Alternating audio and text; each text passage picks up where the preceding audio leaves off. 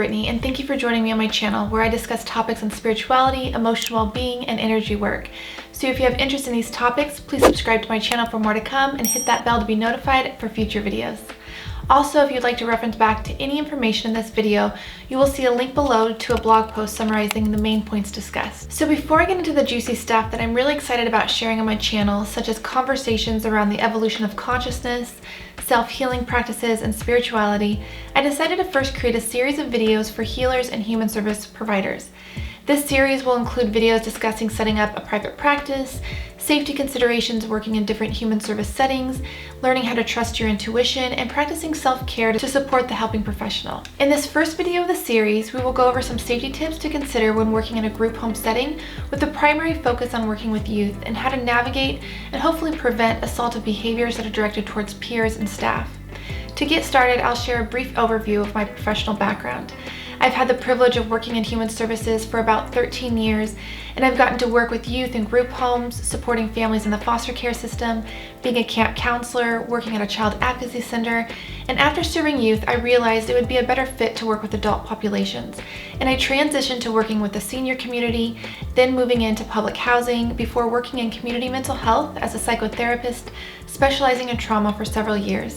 I then transitioned into private practice for a few years before I shifted away from the clinical field of social work to explore a more holistic spiritual practice that is more in alignment with my spiritual path and the type of healing work that resonates most with me. With that said, I will note that I am no longer licensed or practicing in social work, and this information is not a form of clinical training, advice, consultation, or supervision. How you implement these ideas is up to your own discretion and should be considered with your state laws, professional ethics, and agency policies.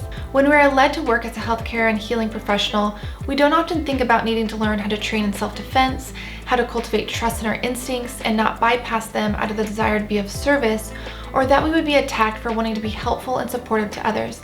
But these are occurrences that can't be ignored, and when we have these hard conversations, it helps increase decision-making skills, learning from the past to try and prevent it from repeating, and developing safety plans and seeking additional training, as well as learning from one another so we can be aware in the event we are faced with a potentially dangerous environment. My hopes on sharing this is it will help normalize discussions around safety prevention and intervention, because I do not recall having these discussions in the classroom or during supervision until after the fact of something already happening that was a really difficult or disturbing situation to have to navigate. This left me and other colleagues in concerning situations that we did not have the tools to effectively navigate beforehand. There was also a lack of discussion had around how to listen and trust our intuition when that inner radar signals that we are not safe, and how to respond to that appropriately. Before we go any further, I want to offer a trigger warning that there will be references of violence, so if this is not the content for you, please take care of yourself and click off of this video. Before we jump into the tips, it's helpful to consider how stressful and traumatic it can be for clients, especially youth being displaced in a group home, living in an unpredictable environment with others who may have behavioral problems, and being around staff that they do not know or feel comfortable with. This kind of stress on top of their daily life stressors and any childhood and family trauma they have can create mental health challenges, behavioral problems, and conflicts that everyone involved must learn how to quickly navigate while ensuring safety for all involved. With that being said, let's go ahead and get started with tip number 1, preparing for your shift by reviewing client charts and debriefing with your colleagues. It's important to read all of your client charts thoroughly at the start of each shift, as they should be updated at every shift change by the staff working with the clients beforehand. It's helpful to have this time built into your shift to do this before you begin working directly with clients, and can be a suggestion to supervisors if it's not already implemented. It's also helpful to build in a debriefing time in between each shift change to talk with the other staff who are working with them beforehand to learn about any behavioral or temperamental issues that may have arisen, and if there were any escalations that led to consequences, in order to stay consistent between staff changes to help the youth know what to expect, but also remain accountable for improvements in behavior and appropriate interaction with their peers and staff. It is also helpful to have regular and more lengthy staff meetings outside of these shorter debriefing periods, either weekly or bi-weekly, to have time to discuss areas for improvement and considerations to support the youth and the staff. This leads us into tip number 2. Have a staff member be a point of contact with the client's mental health providers and case managers. Having a staff member communicate with a therapist and a case manager offers valuable information for proper assessment and understanding of what the client's challenges, triggers, and strengths are, and how to effectively navigate a healthy approach in working with that client, which helps reduce misunderstanding and can help tailor plans to improve de-escalation, stress management, and emotional support for the client. Have this communication thoroughly documented with the other therapists or the case managers involved in the client's charts and include a history of trauma, behaviors, temperaments, trauma triggers, mental health history, and if there are any concerns around boundary violations or inappropriate behavior in terms of sexual, physical, or emotional interactions. Also have it well documented on their likes, interests, strengths, goals, and coping skills. Tip number 3, creating an optimal workspace and seating area. Avoid seating areas where your back is exposed and someone could walk up behind you, and set desks and chairs up where your back is facing the wall. When setting up a workspace, try to place desks that are closest to the exit whenever possible to avoid being blocked in. Have panic buttons placed strategically throughout the location you are working in that sound off an alarm system to indicate when help is needed by other staff. An additional option is to have these panic buttons dispatched to local authorities, and permits you typically need to be requested with the county you are in for local authorities to respond to these panic button triggers. And lastly, remove and properly store in a locked area any objects that could be weaponized in the main living areas, workstations, and in the vehicles used to transport the clients. When working in the kitchen to prepare meals, have a locked cabinet for the knives and scissors, and as soon as you are done using them, wash them and put them away immediately. Avoid leaving the knives and scissors lay out on the countertops any longer than they must. Tip number 4, personal items to avoid wearing. Avoid wearing crossbody bags or backpacks around to avoid this being used for strangulation or to be pulled down or around by. Avoid wearing very loose baggy shirts so it is not used against you to be pulled around by or pulled over your head easily to disorient you. You can also consider avoid wearing open-toed shoes and instead wear closed-toed shoes to help protect your feet if they are stepped on. It is also suggested to avoid wearing earrings, especially large or dangling ones, and even considering avoid wearing piercings in general so they are not pulled out. Consider avoiding wearing long hair and high ponytails so it cannot be grabbed and used as a means of control, and consider wearing a cap or hat of some sort to help protect the hair if it's appropriate within your agency. If the hair is grabbed, try to place your hands around the other person's hands or wrists and move with them to stay as close as possible to the point of contact to avoid adding any extra tension, resulting in creating more resistance and injury, and call for help as loudly as possible. Again, this was when working with youth, which the primary concern was causing no harm to the minor and trying to reduce physical injury for both parties involved. So this may vary based on working with adult populations or needing to protect yourself from a serious life-threatening situation. Tip number 5. Self-defense and prevention. It goes without saying that if you are in a threatening situation, try to remove yourself from the situation and run out of the area or building or to the nearest room that could be locked. If this is not possible, try to get and keep a large object in between you and the other person until help arrives. If under attack, place hands and arms over the head to protect it from being hit repeatedly or from losing consciousness. Another option is to lay on the ground on your back using your legs to create as much distance between you and the other person attacking you. Again, especially when working with youth, the main concern was to cause no harm, so the legs were not used to kick or attempt to injure the other person. It's essential to understand state laws and agency policy around this, but in some instances, our self-preservation instincts will take over when our life is at risk, which we must learn how to quickly and effectively determine that decision-making process, and additional self-defense training with experts can help us sharpen that skill set. The next suggestion is to avoid walking in front of clients and instead walk behind them. Also, keep more than an arm's distance of space between you and them, so if you are lunged at, you can try to step back or out of the way. When meeting with clients, sit across from them at the table instead of sitting right next to them in an event an assaulting gesture occurs. And lastly, self-defense tools that could cause harm like pepper spray, a taser, or other injury-causing tools were not permitted, especially working with youth. However, do consider wearing on your person a personal self-defense alarm that can be purchased on Amazon, which I will have linked in the description box below.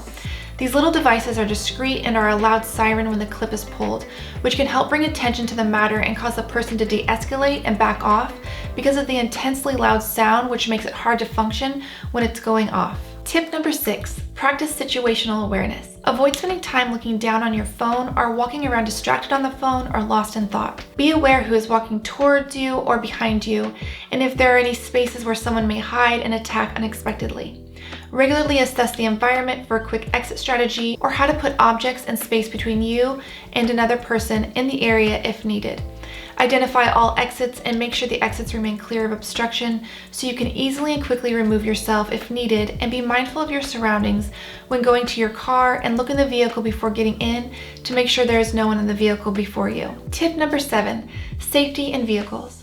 Do not let clients who have concerning behaviors sit behind you or next to you while driving in the event they decide to attack from behind, hit you, or grab the wheel and pull it abruptly while the car is moving. At the agency I worked for, there were vans used for transportation, so if there were youth that had concerning behaviors, they were directed to be seated in the back of the van to ensure safety. If something concerning happens while in the vehicle, you can pull the vehicle over to a safe parking space, get out of the vehicle, and advise any other passengers to get out of the vehicle as well, then call the police or the person in your chain of command at the agency you work for to receive further guidance on how to navigate the situation, or wait for other staff members to arrive to help address the situation. And the last suggestion around vehicle safety is to use the child and window lock safety features in the event a youth attempts to jump out of the moving vehicle into traffic. If something like this does occur, do your best to remain calm. Pull the vehicle over in a safe parking space, making sure the other passengers and yourself are safe. Call the police, and then call the person in your chain of command at the agency you work for to inform them of what is happening. Avoid getting out of the car in traffic, putting yourself and other passengers in harm's way. At our agency, we were not allowed to touch the youth even in the event of trying to pull them away from harm due to liability reasons and the potential to cause harm through restraint. So unless you have training and authorization for physical intervention, always adhere to your agency and state policy and wait for local authorities to arrive. Tip number 8, ongoing client evaluation during your shift. Regularly assess the environment and the client's behaviors and mood, and tune into your inner radar and whether you are receiving any red flags of concern, and whatever you do, listen to this and do not ignore it. Determine what these red flags are indicating to you and begin exploring risk assessment and plans of action for safety depending on what you feel may be off or may occur within the coming moments. Lastly, do not be isolated or alone in a space where there is a client with a history of assaultive or unpredictable behavior, and ensure there are always 2 staff members present. It's important to adjust the daily schedule and request increased staffing to ensure there are no gaps of time left alone with clients with past offending histories. Tip number 9, thorough and exhaustive reporting. Anytime there is a physical or attempted assault, it is encouraged to call local authorities to file a report and allow the legal process to proceed in handling the consequences for this. Then complete an incident report as soon as possible with as much detail leading up, during, and after the altercation, and everyone who is involved. Usually, if other clients are involved, only their initials are used to protect confidentiality. Remember to write down the police badge, phone, and case numbers, and request a copy of the report file to put into all the client's charts who are involved. Next, call the person in your chain of command to report the incident to, and they are often the ones who would contact the caregivers and the higher ups in management to inform them of the situation, and then lastly, debrief with the other staff. Tip number 10, know your agency policies and state laws like the back of your hand. Especially when working with youth, we were not allowed to have any physical contact made, and we were not allowed to employ restraints or any physical interventions, but in some facilities this is not the case, and if this is allowed, it requires extensive training by the staff and agency. When the youth would begin fighting with one another, we were advised to call the police, but we were not to engage or pull them off one another. We were not to step in the middle of the altercation or restrain in any way. I saw major liability and legal consequences arise when staff involved themselves in any way in an altercation. Tip number 11, always carry professional liability insurance. Even if the agency you work for has an umbrella policy covering staff members, it is strongly encouraged to have your own professional liability policy in place to cover defense and litigation in the event of a complaint or charges being filed if you were involved in an assault, even if you were the one being attacked. I have heard of incidences where the agency policies did not cover certain defense fees for the professionals, and this left them in financial crisis and hardship. Also be sure to contact an attorney for representation immediately if legal implications arise. There is always a liability that comes when working in these roles, and it's not wise to be naive and assume that since you're a good person trying to be helpful, that you will be protected from legal issues that may arise. We must be wise, discerning, and diligent to always be the first to protect ourselves, and this includes legal and financial protection. Tip number 12, honoring your intuition.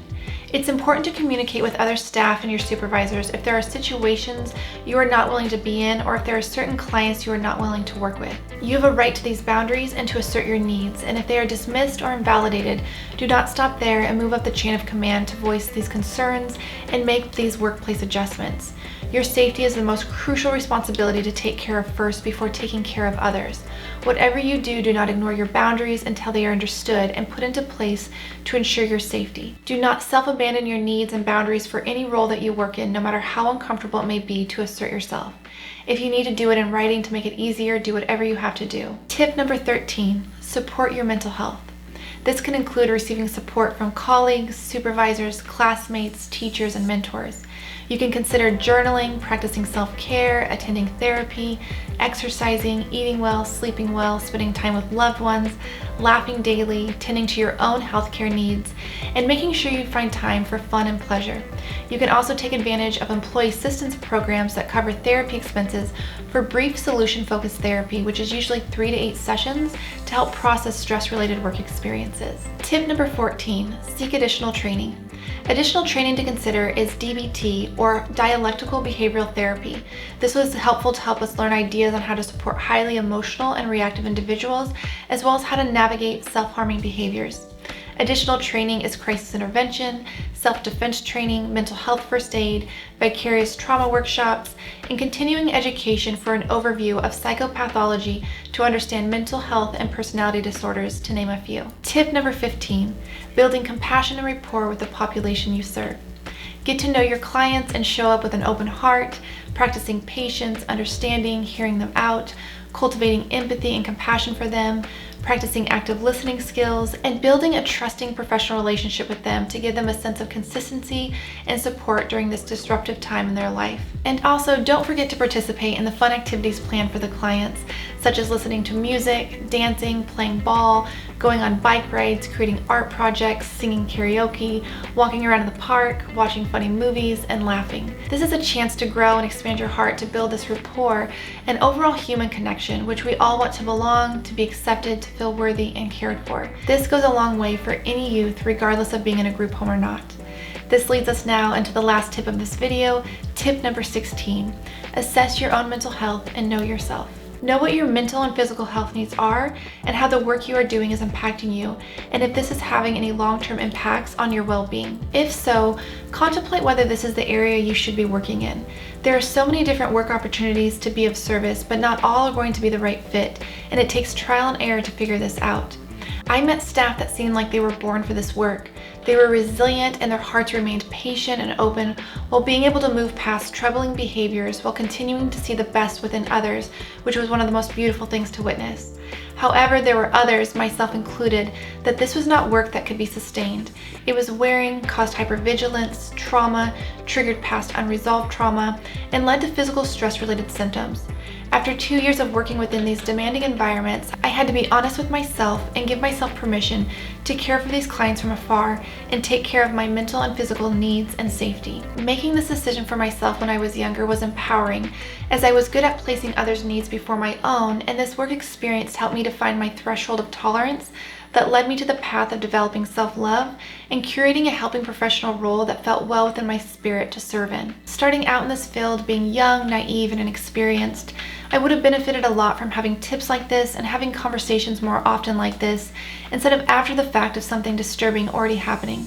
So I hope this information will be helpful for other helping professionals, and I would love for you guys to leave in the comments any other tips and suggestions that may be helpful to cultivate safety when working in these roles. As we come to an end of this video, I wish you all safety, nurturing self-care, and a fulfilling career path.